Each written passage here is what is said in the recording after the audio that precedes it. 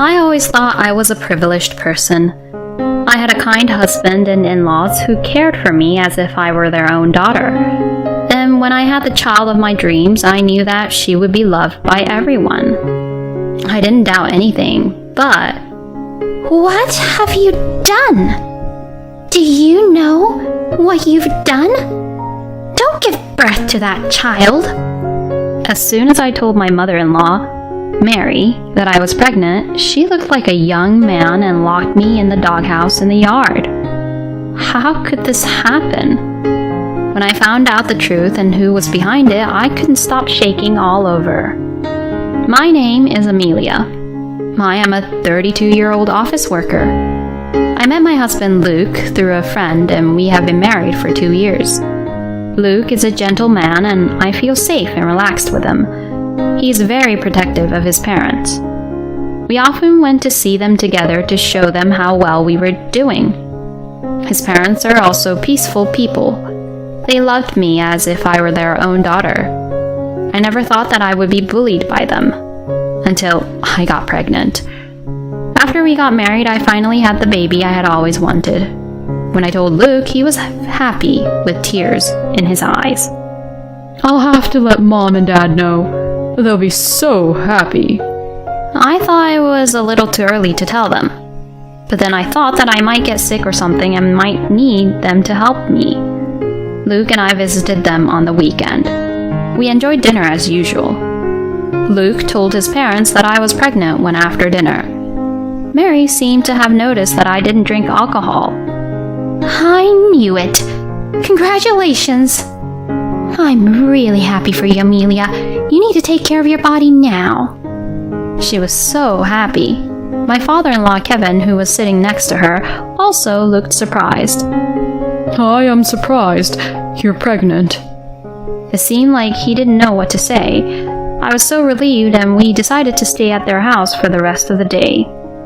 When I returned to the living room after taking a bath, the room that had been lively just a few minutes ago was quiet as if there was a funeral.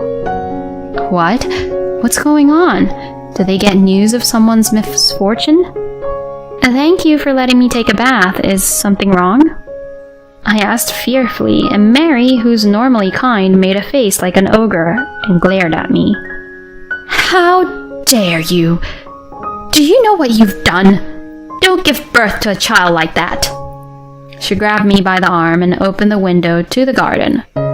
We were both barefoot as I was led out into the garden. The gravel in the garden stung my feet and it hurt so much. Wait a minute, Mary. What are you talking about? You're hurting me. I screamed, but she ignored me. This place is good enough for a dirty woman like you. She said that and locked me up in a room that was filled with the smell of dog. It was the doghouse of Simba, the golden retriever, who died 6 months ago. Kevin, who was very good with his hands, built it himself. It was such a big doghouse. Kevin had installed an air conditioner for Simba. It was spacious enough to accommodate more than one person. But there are no windows, only a door, and the lock is only on the outside. Please open it! Luke! Luke, I know you're in there. Get me out of here and help me. My voice must have reached him. I heard his voice from close by. Amelia, not going to forgive you. I'm leaving. Cool your head there. I couldn't stop crying at these unbelievable words from him. Just a few moments ago, we were all laughing and talking about the birth of our unborn child. What is this? What did I do? After a while, I heard a car leaving. Luke had really left. When I strained my ears, I could hear Mary yelling from inside the house, though I couldn't understand what she was saying. I also heard Kevin's voice trying to calm her down. I didn't sleep a wink that day and spent the rest of the night crying in the doghouse. The next morning, when I was in a daze from lack of sleep, the door opened. I saw Mary standing there, staring at me, just as she had yesterday. Do you need to go to the bathroom? She asked me. Mary, please, this is some kind of a misunderstanding. Please let me out of here. We need to talk. I know she can hear me. but she put the plate she was holding roughly on the floor, locked the door silently, and went away again. I looked closely at the plate and found one piece of bread on the silver plate that Simba used to use. Even though the plate has been cleaned up after Simba's death, it's not easy to get rid of the smell. I don't dislike dogs, but I couldn't bring myself to eat in this space, so I didn't touch it.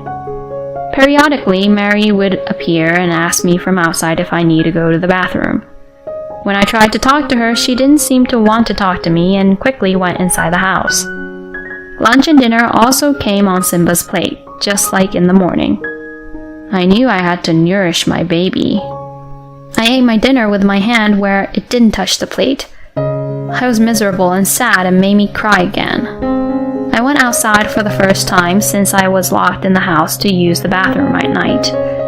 I noticed that Luke's car was there. Luke is here? I asked Mary. Luke is a poor little boy because he married a woman like you. Mary's words still made no sense to me, but I hurried into the house. Don't come inside with your dirty feet, Mary shouted from behind, but I didn't care. I went into the living room and found Luke and Kevin. Luke, thank God. Can we go home now? I said that to him, but he remained silent. Kevin, please tell Mary to stop doing this to me. Please let me go home, I beg you. Then Kevin looked a little annoyed and said, I'm sorry, Amelia. When Mary becomes like that, there's nothing I can do to stop her. It's almost over, so just bear with it until then. And then Luke said, Get back in the shed. You're filthy, you know that? He suddenly yelled out. He grabbed me by the arm and forced me to go to the bathroom. When I got out, he pulled my arm hard again and took me to the shed. Don't worry, I called your office and told them you were sick and would be out of work for a while. Frankly, I didn't care about that. This whole family is crazy. All I could think about was how to get out of here. You keep screaming so loud, I heard the neighbors yelling from somewhere. Mary came out to the yard. That's enough. Be quiet, she yelled at me. That's my line. I had to fight back. It's your fault. You betrayed our family. I treated you so well. You're terrible. I could hear Mary sobbing outside, but I was the one who wanted to cry. The next morning, she glared at me again and then put the plate on the floor with a mighty thud. More hungry than sick, I picked up a piece of bread and bit it into it with all my might. This is for my baby. I noticed something at the bottom of the plate. Is this a credit card? It was indeed a credit card. It was Kevin's credit card with a sticky note on the back. He must have slipped it under the bread. Order something with this, the sticky note said. Order something? Kevin was a crafty man, but a bit stupid. Mary used to make fun of him and tell me how cute he was. Luke took my phone home with him, along with my bag. What am I supposed to do with one card like this? In addition, there was no way I could use a card in my father-in-law's name. Then, around noon, an unexpected visitor showed up. I heard Mary's voice arguing with someone. Is someone there? I heard an unfamiliar voice. I quickly responded. I'm here. Please help me. When the door opened, there was an unfamiliar man standing there. I knew there was someone in here. Are you guys crazy? He glared at Mary and Kevin, who were standing behind him. The man was the man who lived across the street. He had often heard yelling and arguing in the yard. He was worried and came to see what was going on. I was taken straight to the man's house, and his wife, who was at home, said to me, I'm so sorry you had to go through that. She hugged me. I smell so bad. I started to cry. Mary and Kevin didn't come after me. I borrowed a phone and asked my mother to pick me up. And by the way, I don't have a father. He died in an accident before I could remember. When I told my mom what had happened, she was very angry. When she came to pick me up, she was about to yell at my in-laws. I didn't want anything to happen to my mom, so we chose to leave immediately. I went straight to the police, but I had no proof. The couple across the street said they would testify at any time, but who knows. I left the police station and went to the lawyer's office. I wanted to divorce that man right away. But a few days later, I couldn't believe my ears when I heard from the lawyer. What? Me? Why should I pay alimony? No way, I thought. But the lawyer told me that this case was caused by my cheating in the first place. He also said that they only wanted to discuss it directly with me and that they had proof. Of course, I never cheated on Luke. We accepted the offer. We set up a meeting with a lawyer. On the day of the meeting, Mary and Luke were staring at me. Kevin looked at me with concern. I hear I'm having an affair. With whom in the world? Mary's face turned bright red at my words. I know you're messing with my husband. Her voice was loud enough to echo through the room, but the content of it startled me. What? Luke continued, spreading the pictures all over the desk. Look at this. It's you and my dad, no matter how you look at it. My mom and I picked up one photo at a time and looked at it. Sure, the faces are mine and Kevin's, but the bodies belong to different people. Some of the photos clearly show the wrong height difference. And then Luke took out his phone and started playing some kind of sound. I love you, Kevin. It was unmistakably my voice, but I don't remember saying a word about it. Luke and Mary looked so proud of themselves, but I really thought they were idiots. Then my lawyer said, This is a composite photo, isn't it? Also, isn't the audio also processed and made up? I'm sure we'll find out as soon as we get it to the lab. Well, I think anyone would find it odd even if we didn't.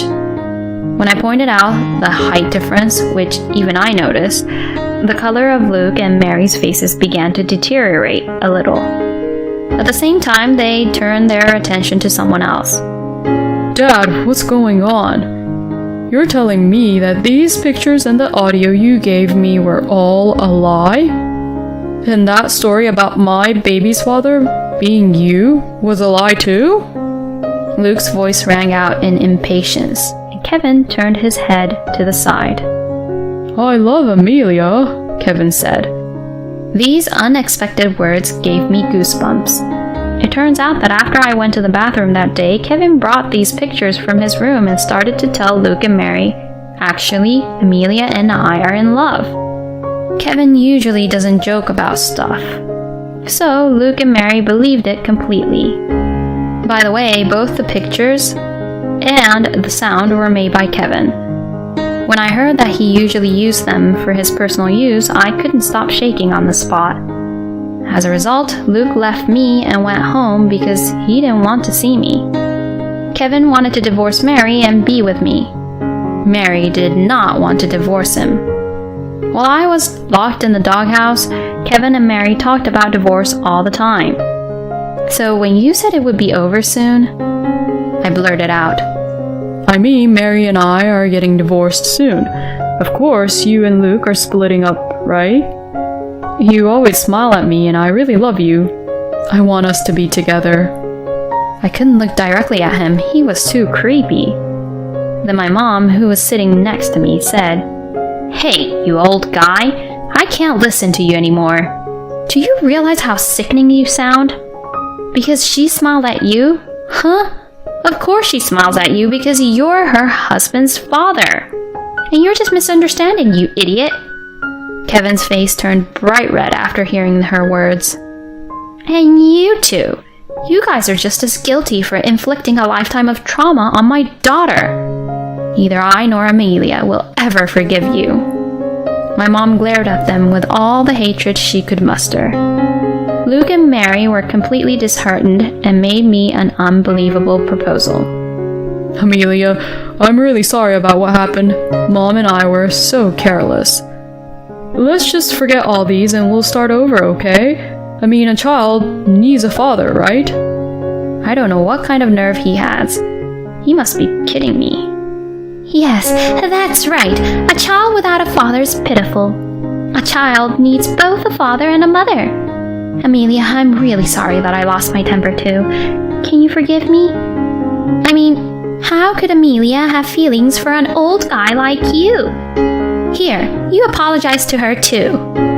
Mary strongly urged Kevin to apologize to me after she looked at me with a goofy look on her face. That made me feel sick and nauseous. I got up from my seat and ran to the bathroom. Morning sickness? You don't want to be in a family like that, do you? I'm going to do my best from now on. I lightly rubbed my stomach and slapped both cheeks to cheer myself up. Sorry to keep you waiting. I won't change my mind. I'm divorcing you. It's the only way.